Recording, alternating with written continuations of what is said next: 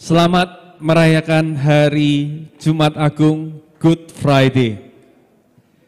Hari yang sangat penting, hari yang sangat bermakna buat kita yang mengaku percaya bahwa Yesus adalah Tuhan. Amin. Pagi hari ini selama sebulan kita sudah belajar tentang pemberian dan hari ini kita mau belajar tentang sebuah harga yang dibayar. Harga yang dibayar.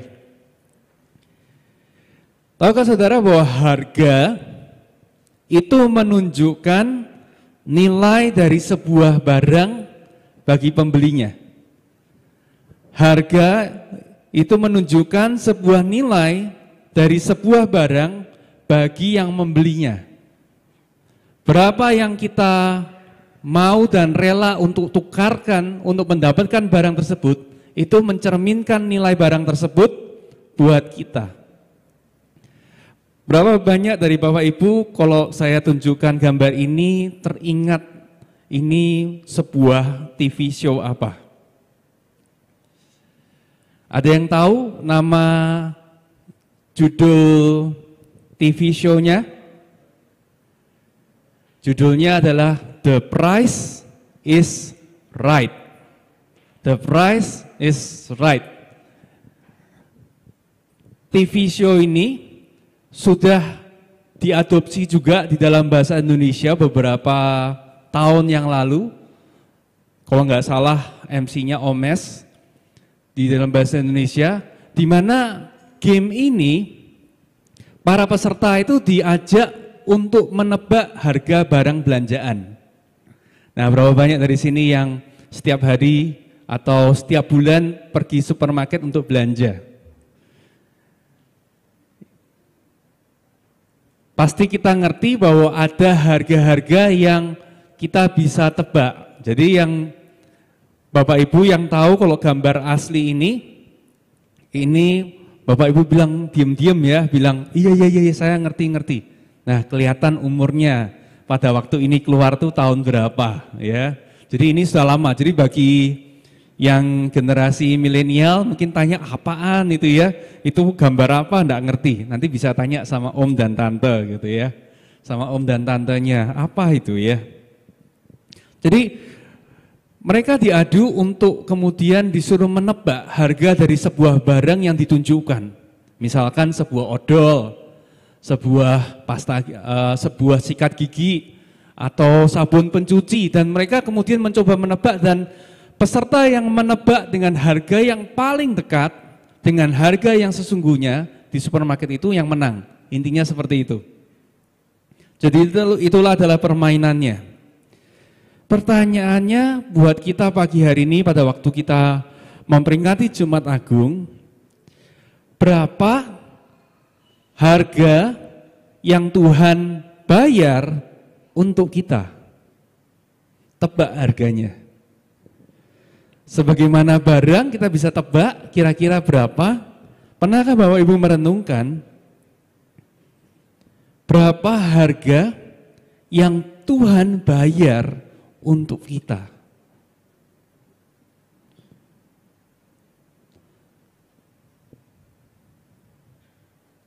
Kalau saya mengambil botol aqua ini, saya tunjukkan ke Bapak Ibu, ini harganya berapa? Berapa? 3.000. Ada yang lebih tinggi? 3.000? 3.000? 3,5? Kalau di warung berapa? Kalau Anda ketemu di warung berapa? 5.000 ya. Kalau ketemunya di exit area di tol bisa 6.000. Ya, kalau di stasiun kereta api atau di tempat bis mungkin bisa lebih mahal lagi harganya. Tuh. Harganya bervariasi tergantung dari tempatnya dan dari tingkat kebutuhannya.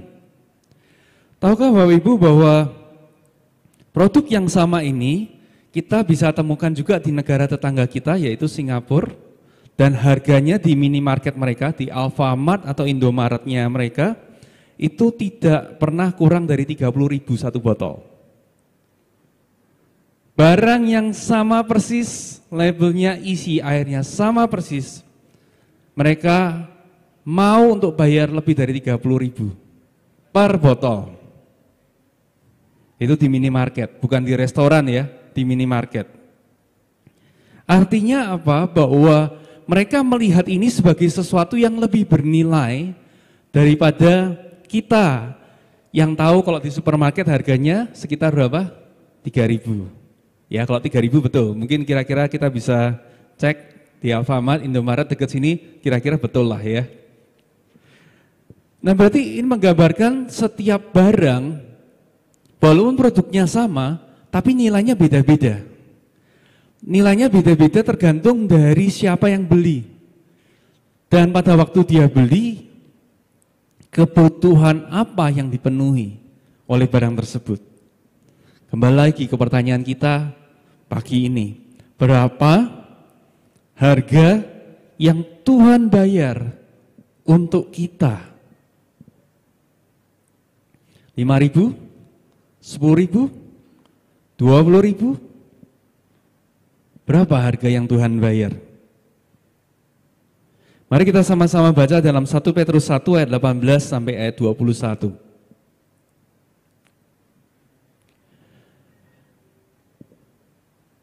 Mari kita perhatikan ayat ini.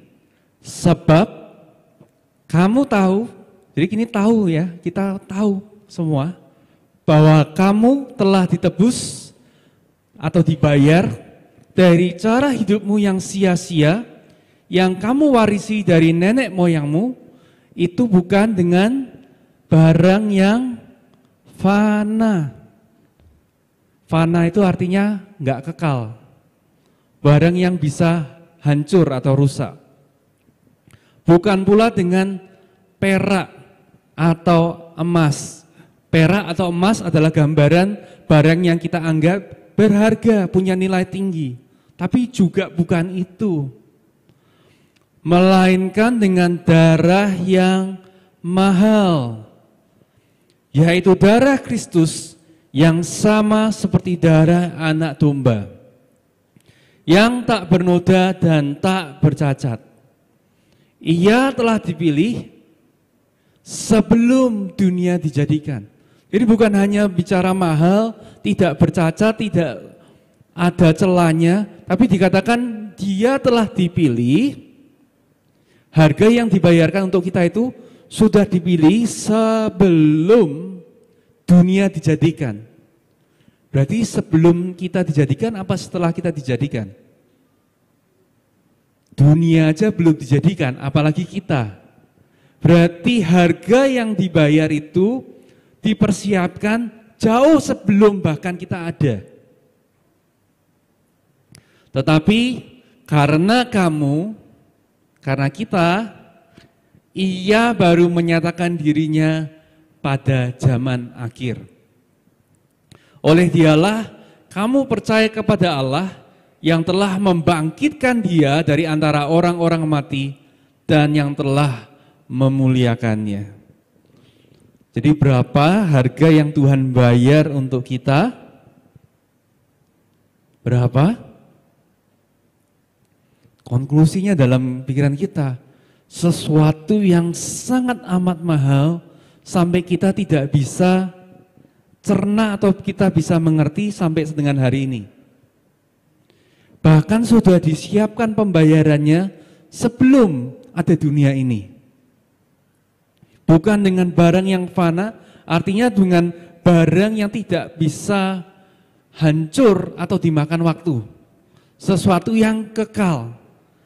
Saudara, saya percaya kalau kita melihat emas dan perak, kenapa kita menganggap emas itu lebih mahal daripada coklat di Alfamart? Kenapa? Karena emas tidak bisa dimakan. Ya, coklat dimakan habis, kegunaannya habis. Emas itu bertahan lama, betul? Semakin suatu barang punya ketahanan waktu yang lama, semakin itu menunjukkan nilai barang yang semakin tinggi.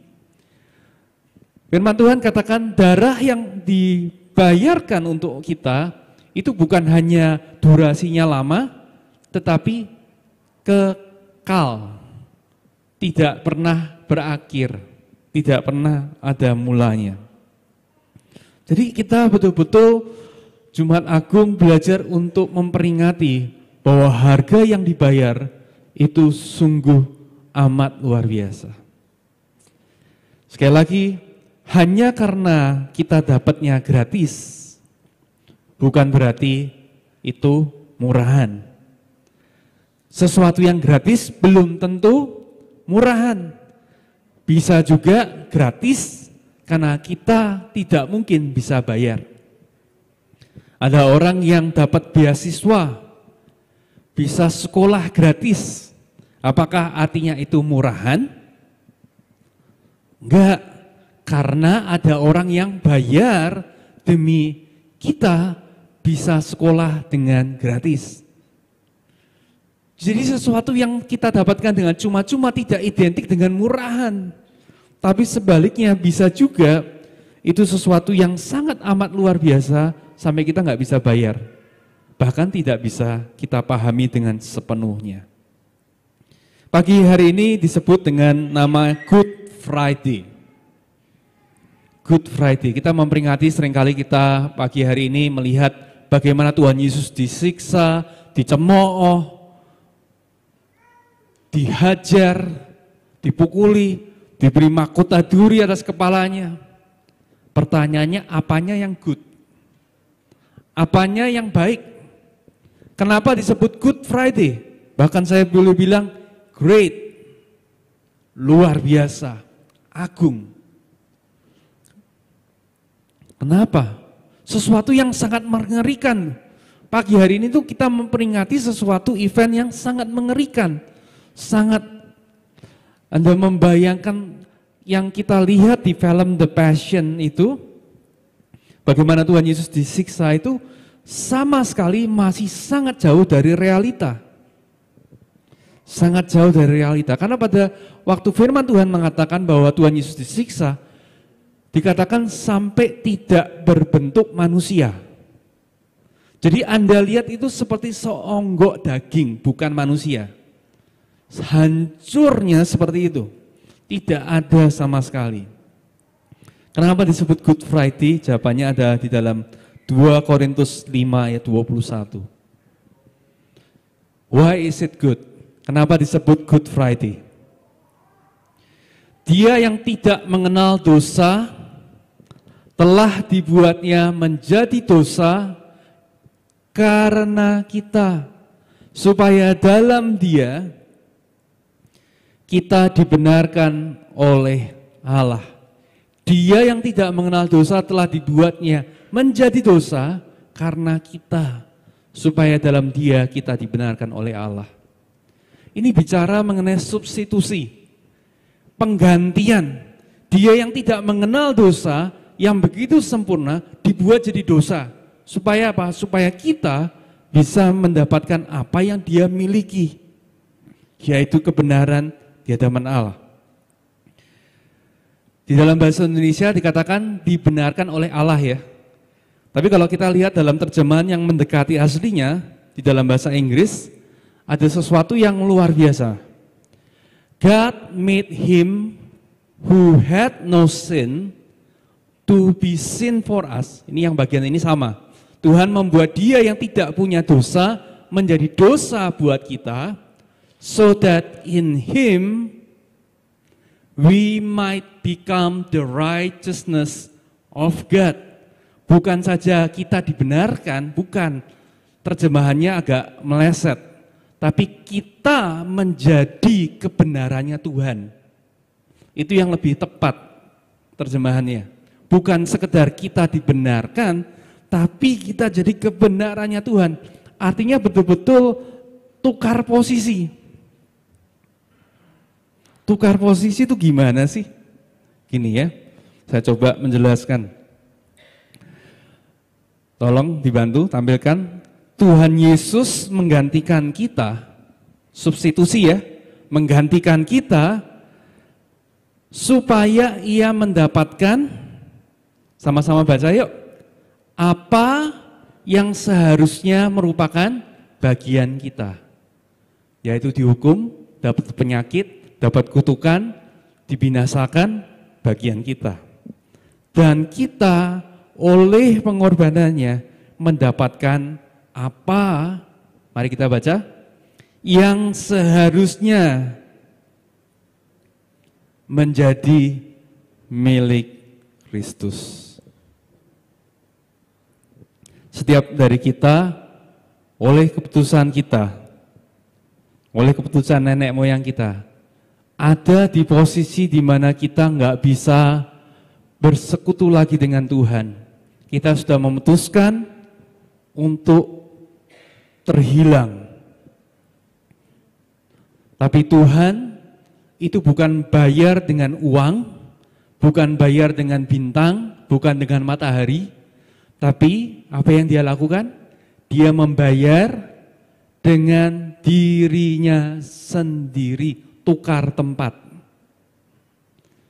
Yang mestinya dapat kutuk, yang dapat penyakit, ditukar supaya kita bisa hidup dalam kebenaran dan hubungan dengan Bapa. Jadi tidak ada seorang pun dari kita yang adalah orang benar. Tapi kita benar oleh karena ada yang tukar tempat sama kita.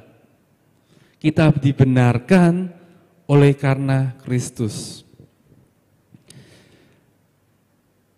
Beberapa waktu ini saya terkesan sekali pada waktu saya belajar Alkitab dalam kitab Yesaya. Saya menemukan sebuah harta karun dan saya ingin kita pagi hari ini untuk belajar bersama-sama harta karun yang luar biasa dari Yesaya pasal 52 ayat 13 sampai 15 dan Yesaya pasal 53 ayat 1 sampai 12. Saudara pernah enggak punya pengalaman gini? Anda enggak tahu mau buka ayat apa gitu ya? Terus apa ya? Anda buka, Tuhan doa tunjukkan saya satu ayat. Anda buka Alkitab saudara, buka, keluar ayat.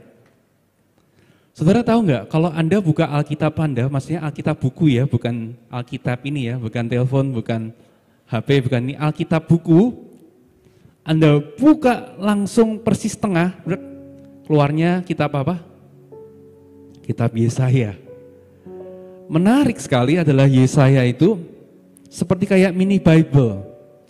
Kalau Alkitab terdiri dari 66 kitab, Yesaya terdiri dari berapa? 66 pasal. Kalau Alkitab terdiri dari 39 perjanjian lama, 27 perjanjian baru. Kalau kita perhatikan Yesaya, ada tema yang begitu luar biasa beda di 39 pasal pertama dan 27 pasal berikutnya. Kebetulan, ya karena zaman dulu memang tidak ada pasal dan tidak ada ayat. Tapi Yesaya ini merupakan apa ya? Menurut saya harta karun yang luar biasa. Dan Yesaya pasal 53 seringkali dikutip. Dan pagi hari ini kita mau bersama-sama membaca dan merenungkan Yesaya ini di hari Jumat Agung ini. Kenapa begitu spesial? Polikarpus, sebelum saya masuk, Polikarpus itu adalah seorang tokoh gereja dan dia adalah murid dari Rasul Yohanes. Berarti siapa? Tuhan Yesus punya murid namanya siapa? Yohanes. Nah ini muridnya Yohanes, Polikarpus, tokoh gereja. Dia berkata, Yesaya itu dituliskan 700 tahun sebelum Tuhan Yesus hadir di dunia. Tapi menariknya nanti kalau kita baca, Yesaya 53 itu seolah-olah ditulis. Seolah-olah nulisnya itu di bawah kayu salib Golgota. Anda bisa baca dan bisa melihat secara detail apa yang terjadi 700 tahun sebelumnya. Aneh ya? Lucu ya? Detail banget. Yesaya pasal 53 dikenal sebagai pasal yang menjelaskan namanya tentang hamba. Hamba Tuhan. Kalau kita buka Alkitab kita dalam Yesaya pasal 52, pagi hari ini kita mau coba icip-icip sesuatu yang luar biasa menurut saya. Dikatakan Judul yang perikop yang diberikan adalah hamba Tuhan yang menderita. Jadi di dalam Yesaya itu, Bapak Ibu kalau Anda baca di beberapa mulai dari pasal 42, ada beberapa 49, 52, itu temanya tentang hamba. Atau istilahnya adalah budak. Budak yang melakukan kehendak tuannya. Pak Alvin kalau dalam militer lebih paham istilah hamba atau budak yang pokoknya harus nurut, itu kira-kira seperti apa. Nah, dia membandingkan antara dua hamba. Yesaya ini menuliskan ada dua hamba. Yang pertama adalah namanya bangsa Israel. Tuhan ingin supaya keselamatan itu terjadi bukan cuma untuk satu bangsa, satu kelompok, satu keluarga, tapi untuk seluruh dunia. Makanya itu dia memilih siapa? Abraham. Menurut keturunannya, Ishak dan Yakub menjadi sebuah bangsa namanya bangsa Israel. Supaya apa? Mereka jadi umat Tuhan, supaya dari umat Tuhan ini tujuannya adalah keselamatan itu bisa dimengerti dan didapatkan oleh bangsa-bangsa lain. Tapi kita baca dalam Alkitab, dalam sejarah bahwa bangsa Israel gagal total. Bangsa Israel justru malah keras kepala, tidak taat, malah ikut-ikutan menyembah Allah-Allah lain dari orang-orang Kanaan. Jadi hamba yang pertama ini hamba yang gagal, hamba yang gak nurut sama sekali. Tetapi yang luar biasa kemudian Yesaya membandingkan dengan hamba yang kedua yang lahir dari keturunan Abraham, Ishak dan Yakub, namanya Yesus. Dan disebut sebagai hamba yang sempurna. Sempurna, kenapa sempurna? Karena setiap kehendak Bapa itu dengan sempurna dia lakukan.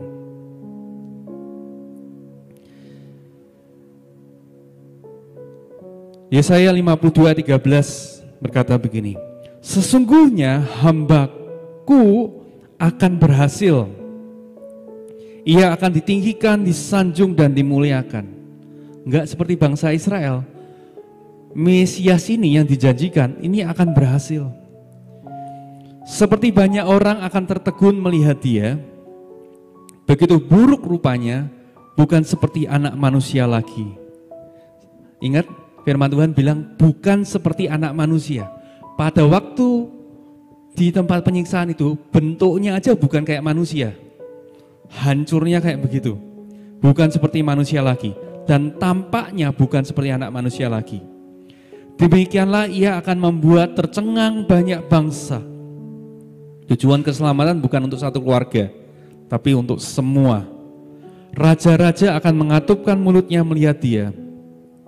Sebab apa yang tidak diceritakan kepada mereka akan mereka lihat, dan apa yang tidak mereka dengar akan mereka pahami. Ayat 1, siapakah yang akan percaya kepada berita yang kami dengar? Dan kepada siapakah tangan kekuasaan Tuhan dinyatakan? Saudara, ayat ini diceritakan kenapa? Karena sudah disampaikan seperti ini pun tidak banyak orang yang percaya bahwa Mesias yang dinubuatkan oleh Yesaya itu digenapi dalam Yesus. Ya, karena siapa yang akan percaya sama berita yang kami dengar? Dan kepada siapa tangan kekuasaan Tuhan dinyatakan? Saudara, orang-orang Yahudi sampai sekarang mereka mempelajari kitab ini. Tapi seperti mereka ditutup, tidak melihat siapa yang dibicarakan oleh Yesaya. Dikatakan sebagai taruk, ia tumbuh di hadapan Tuhan dan sebagai tunas dari tanah kering. Saudara nanti cari ya, bahasa Indonesianya taruk itu artinya apa?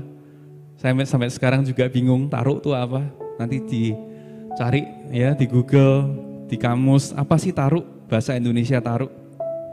Ia tidak tampan dan semaraknya pun tidak ada sehingga kita memandang dia, dan rupa pun tidak sehingga kita menginginkannya. Tidak ada satu orang pun mau ada di tempatnya Yesus. Mesias ini. Ia dihina dan dihindari orang, seorang yang penuh kesengsaraan dan yang biasa menderita kesakitan. Ia sangat dihina sehingga orang menutup mukanya terhadap dia, dan bagi kita pun dia tidak masuk hitungan. Kata kunci yang saya mau Bapak Ibu perhatikan, berapa banyak tetapi.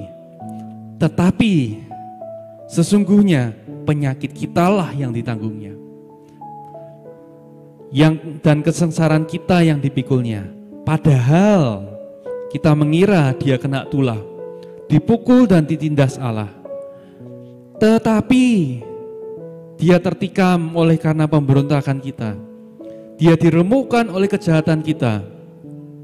Ganjaran yang mendatangkan keselamatan bagi kita ditimpakan kepadanya, dan oleh bilur-bilurnya kita menjadi sembuh. Setiap kata tetapi, padahal itu menunjukkan seharusnya kamu yang di situ. Seharusnya kita yang ngalami itu.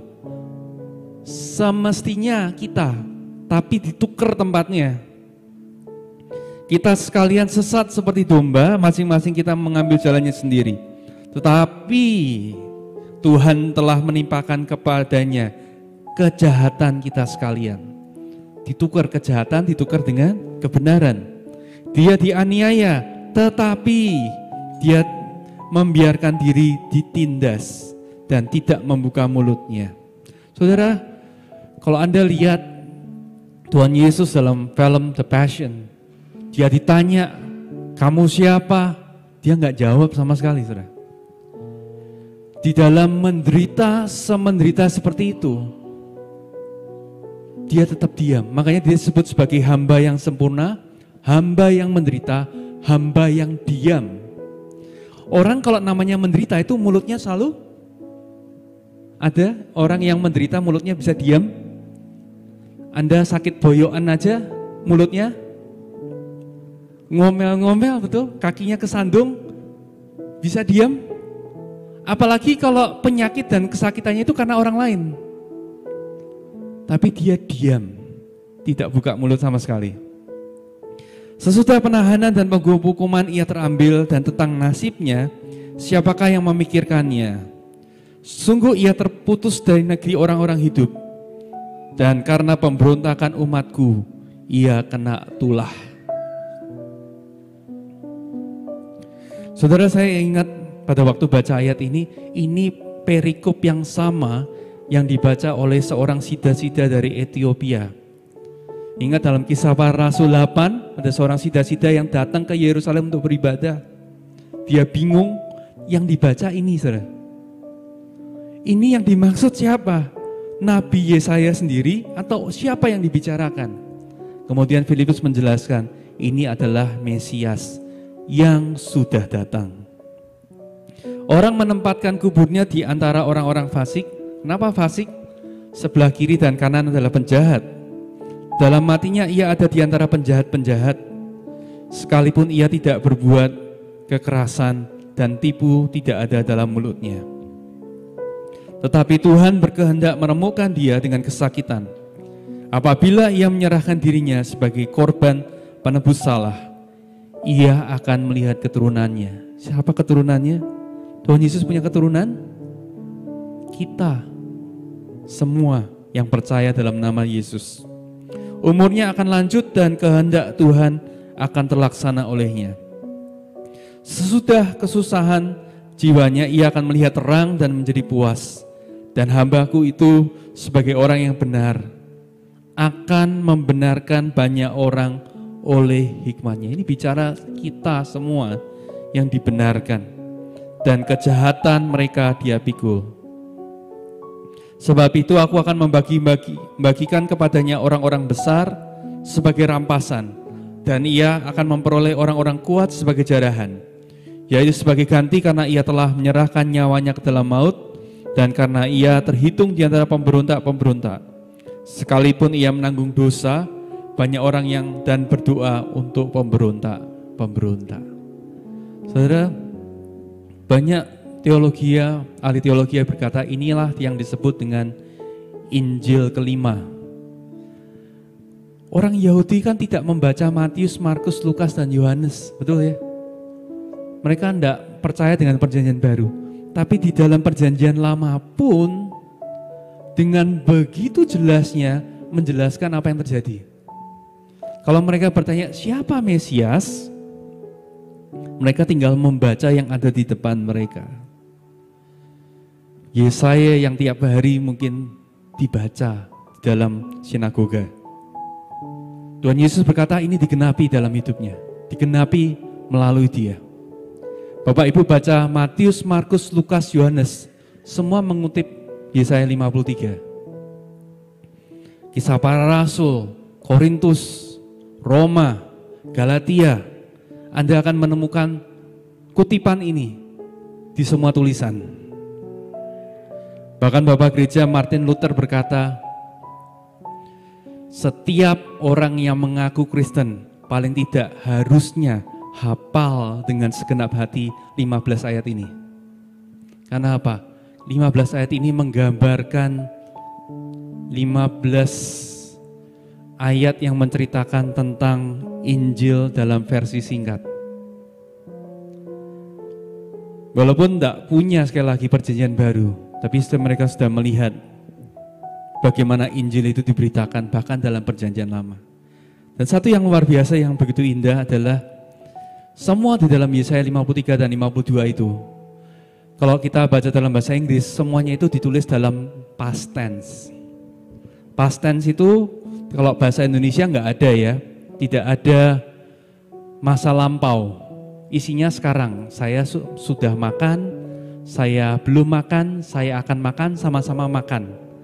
Tapi kalau di dalam bahasa Yunani, dalam bahasa Ibrani, ada tempo, ada masa lalu. Jadi makan hari ini sama makan akan makan beda, sama sudah makan katanya itu beda lagi. Menariknya Yesaya 52 dan 53 itu semuanya past tense. Coba kita renungkan, bagaimana mungkin seorang Yesaya 700 tahun sebelum Yesus, ya kalau sekarang tahun 2024, berarti 700 tahun sebelumnya itu tahun berapa? Tahun zaman kerajaan Demak, tahun kerajaan Mataram mungkin. Menuliskan bahwa juru selamat itu, Mesias itu bukan akan, tapi sudah. Jadi seberapa yakinnya bahwa nubuatan itu pasti digenapi. Seolah-olah Yesaya menuliskan bahwa ini sudah terjadi. Bayangin, akan menulis 700 tahun tapi bisa bilang sudah.